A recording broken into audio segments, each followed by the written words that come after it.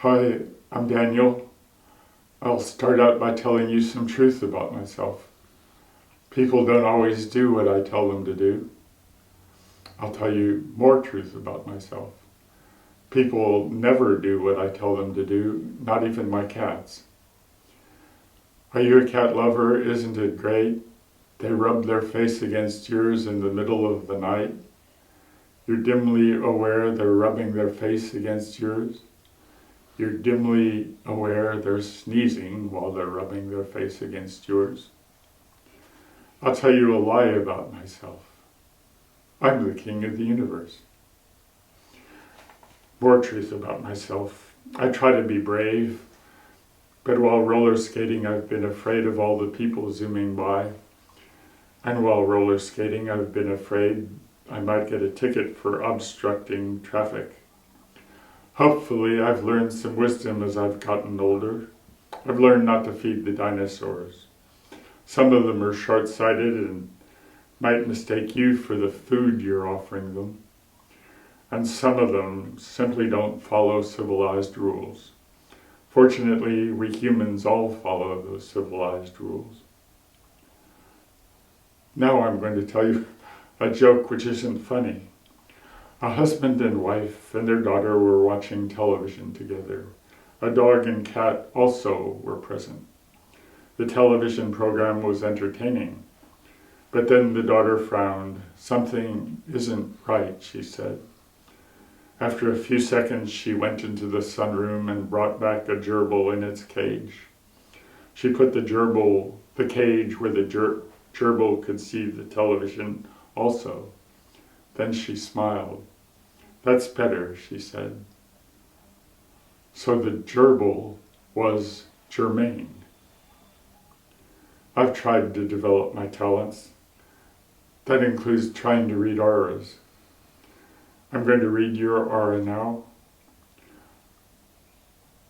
I can see from your aura that you're a very special person. Let me ask you a question. Goody Two-Shoes and Goody Gumdrops had a child.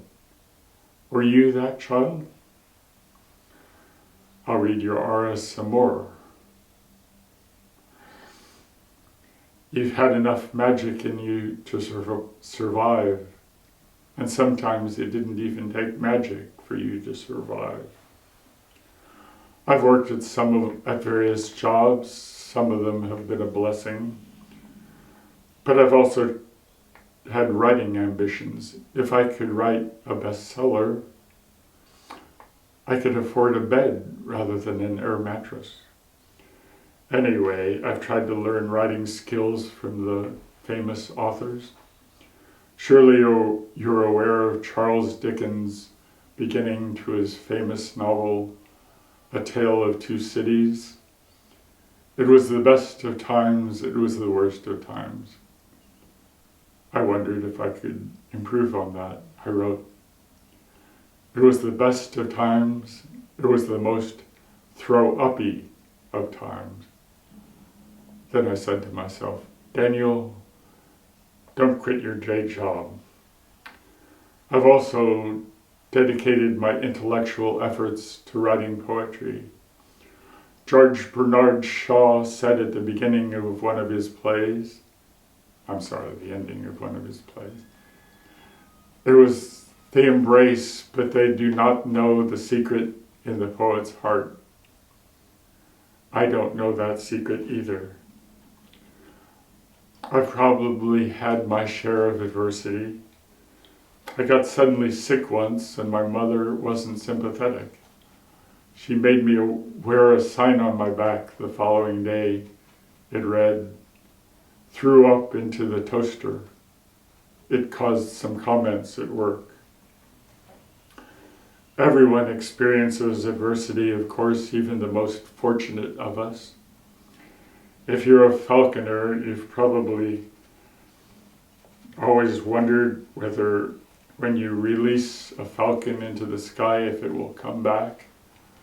Sometimes it might not, and then you just have to carry on, no matter how much you might miss the falcon's screeches.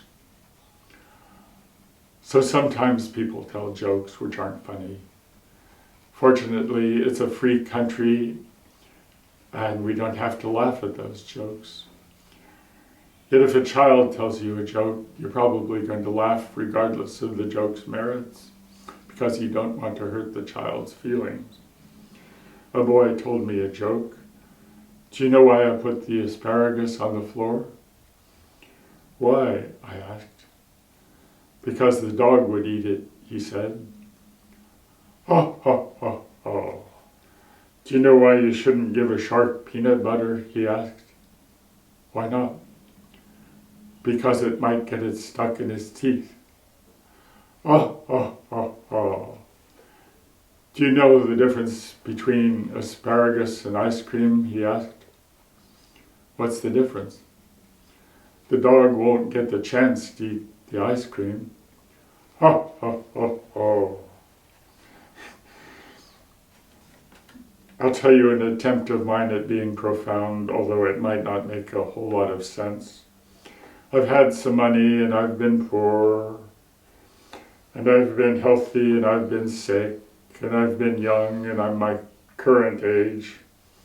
And believe me, even quantum mechanics can't explain the mysteries of human existence.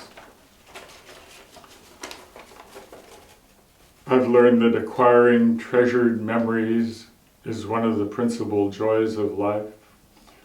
As one such memory, the dead mouse under my pillow is a gift I will always cherish. Now I'm going to tell you about my original approach to interpreting dreams.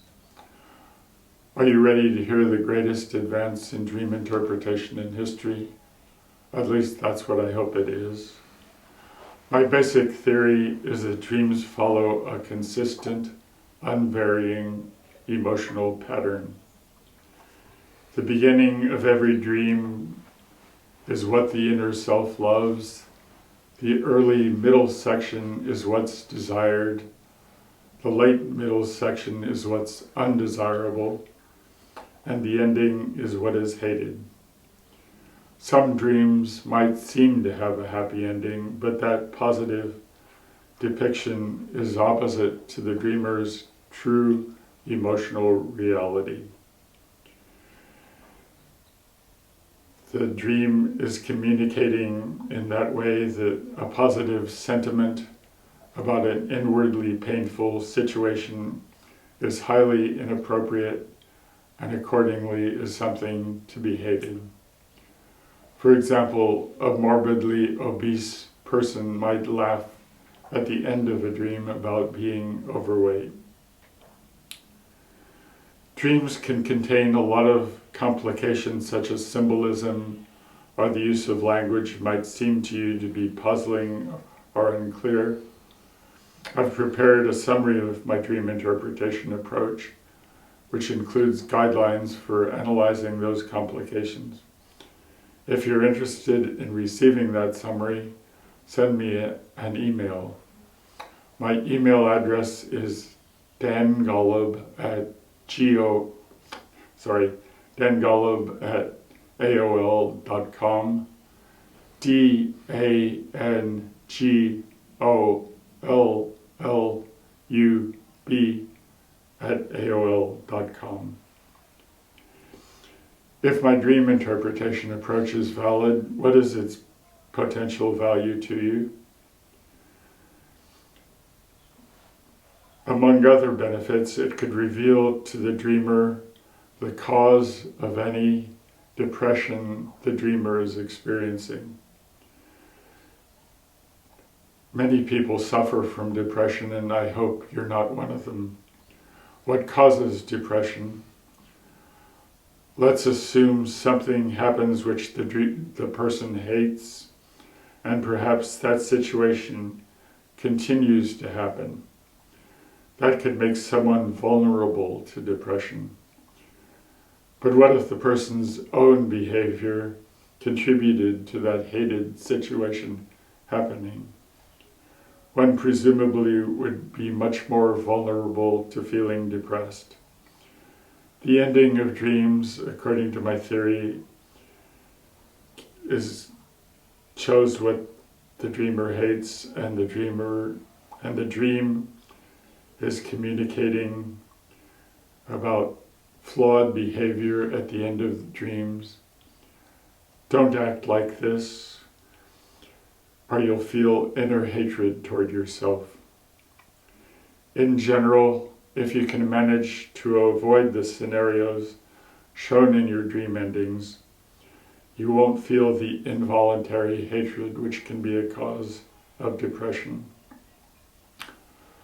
My theory also suggests that if you act to bring about the scenarios shown at the beginning of dreams, you'll feel inner love. Similarly, if a situation in the early middle part of your dream comes true, you'll feel desire. And if a situation shown in the late middle part of your dream comes true, you'll feel non-desire, undesirability. Some of your shortest, simplest dreams might clearly appear to follow the love, desire, non-desire, hatred sequence. The guidelines in my summary might help you understand most or all of your dreams, even the longest, most complex ones. I've published articles about my dream interpretation approach. They haven't attracted any attention. So how does one publicize the theories and guidelines which, I hope, can help everyone understand the messages in their dreams? I'll add that the quality of those messages, in my opinion, warrants all of the wonder and curiosity that people have felt about dreams down through the ages.